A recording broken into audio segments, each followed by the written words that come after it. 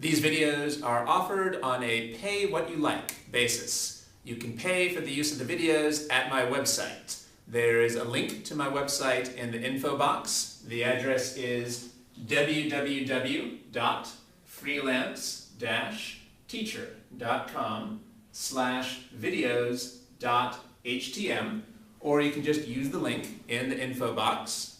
By the way, I also offer tutoring via Skype, and you can find more information about that Skype tutoring service at my website. Thanks. The main thing to go over today is the first law of thermodynamics, which is also called the fundamental law of thermodynamics. So the fundamental law of thermodynamics says delta U equals Q plus or minus W. So we need to talk about what each of these terms stands for.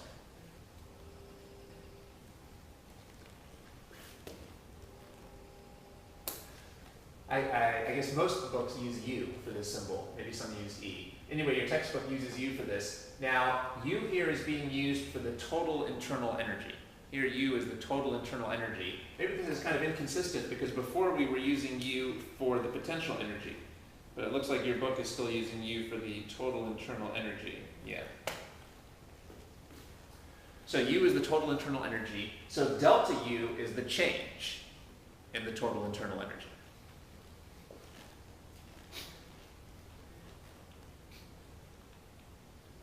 Delta U is going to be our change in the internal energy. Now we want to relate the energy to some other idea. And by the way, the context we're going to be working with this is for ideal gases trapped in a container. We're going to be thinking about an ideal gas that's trapped in a container with a movable piston.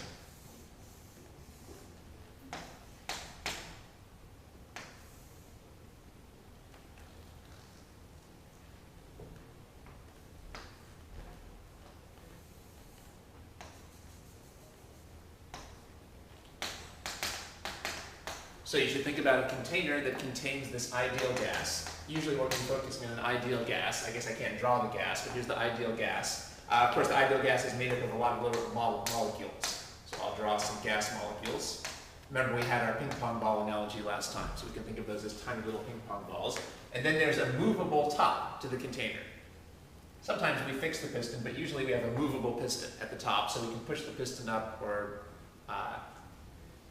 let it go down. Now, how would we perceive a change in energy of this gas? Well, what did we say about temperature last time? When we talked about temperature, when you increase the temperature of a gas, what's actually happening to the molecules of the gas? What did we say an increase in temperature told you about what was happening to the molecules of the gas? Increase the kinetic energy so they collide at a faster rate to the sides of the container. That's right. And the first part is what we want to focus on. It would be increasing their kinetic energy. How could you, if you could see the molecules, how could you see that their temperature was higher then? They're moving faster. They're just moving faster. That's right. A higher kinetic energy means they're moving faster. So increasing the temperature means increasing the motion of the molecules, so they're moving faster. Now, it turns out that for an ideal gas, the only energy is kinetic energy. We won't go through the steps for why that is right now. But for an ideal gas, the only energy is the kinetic energy, which means that there's a very close relationship between T and delta U over here. So if we increase the temperature, are we expecting that to increase or decrease the energy? Increase the energy. Good. So should delta U be positive or negative? Positive. Good.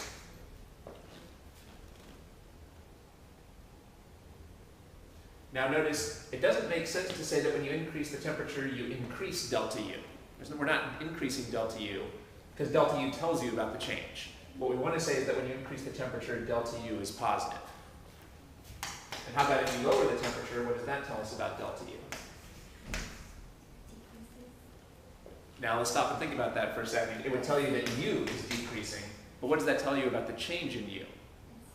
Negative.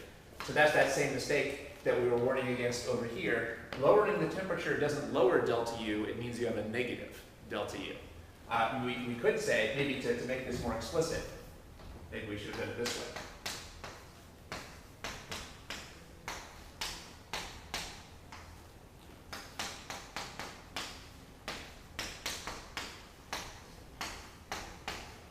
So increasing the temperature increases the level of energy, and decreasing the temperature decreases the level of energy. So energy and temperature move in the same direction. But it turns out that the fundamental law of thermodynamics doesn't have U in it, it has delta U. So we have to ask, what's the relationship of the temperature on delta U? Well, if the energy is going up, that means delta U is positive. And when the energy is going down, that means delta U is negative. It doesn't mean that delta U is going down. So these are two ways of saying the same thing. When U is going down, that doesn't mean delta U is going down, it just means delta U is negative. Well, these are the forms that we're going to actually plug into this equation over here. So we have to focus on how the effective temperature affects our delta U. All right, so again, delta U here, we're not using U for potential energy anymore. Your textbook uses U for the total internal energy. But again, for an ideal gas, the only energy is kinetic. So the temperature, so actually we would say the temperature is proportional to the energy, or the energy is proportional to the temperature, because the only energy here is the kinetic energy. But maybe for most purposes we can just say there's a direct relationship, but there actually is a proportional relationship. Doubling the temperature would double the energy. It wouldn't double delta U, but it would double U. But let's not get too subtle here. The basic point is temperature and delta U are closely related. Increase in T means a positive delta U. Decrease in T means a negative delta U. And the mistake to watch out for is we don't want to say that an increase in T means an increase in delta U. It just means a positive delta U. And we don't want to say that a decrease in T means a decrease in U. We just want to say that it means a negative delta U.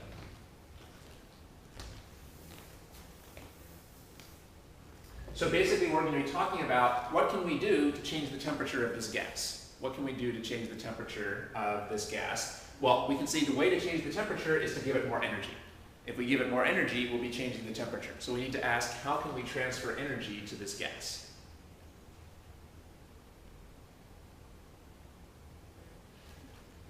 And then the fundamental law of thermodynamics tells us there are two ways to transfer energy to the gas. The two ways to transfer energy to the gas are as heat or as work. We can transfer energy to the gas by putting heat into it, or we can transfer energy to the gas by doing work on it.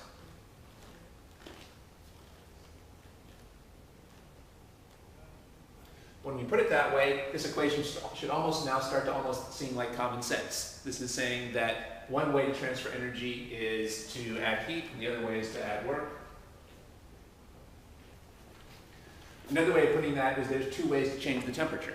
You can change the temperature by adding heat to the system or by doing work on it. So let's think about each of those. Because remember that delta U represents the change, reflects the changes in the temperature.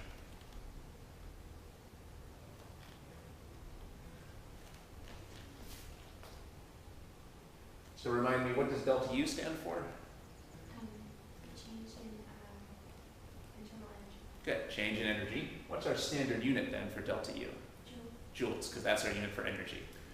And what does Q stand for? Specific heat. Now actually, lowercase c was the specific heat. Q just is heat. Heat transfer. Specific heat is something different. Remember, that was how much energy it took to raise 1 kilogram by 1 degree Celsius. That's a different number for each substance. We won't really, I think, talk too much about, well, maybe we won't talk too much about specific heat today. We'll just talk about heat transfer. So this was Q. This is heat transfer. And we also said, what is heat? One thing we emphasized last time is that most people make the mistake of thinking that heat and temperature are the same thing. But in physics, heat and temperature are very different things. Remember that the temperature reflects the average kinetic energy of the molecules. What did we say heat was? We said that heat is an energy transfer. When is energy transferred as heat? When one object is hotter than another, when one object is at a different temperature than another. So we did some examples last time of energy transfers.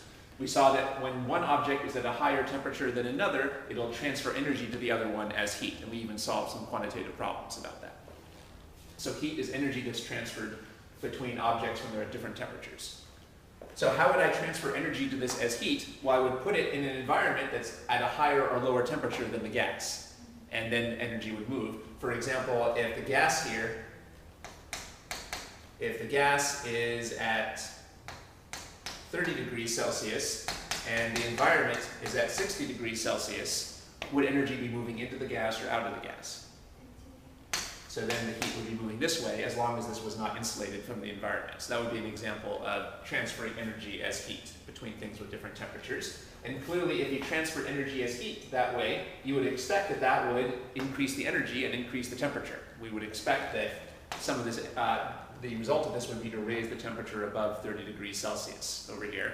And that's all that the equation is telling us. The equation is telling us that when we add energy as heat, we should get a change in the internal energy, a change in the temperature.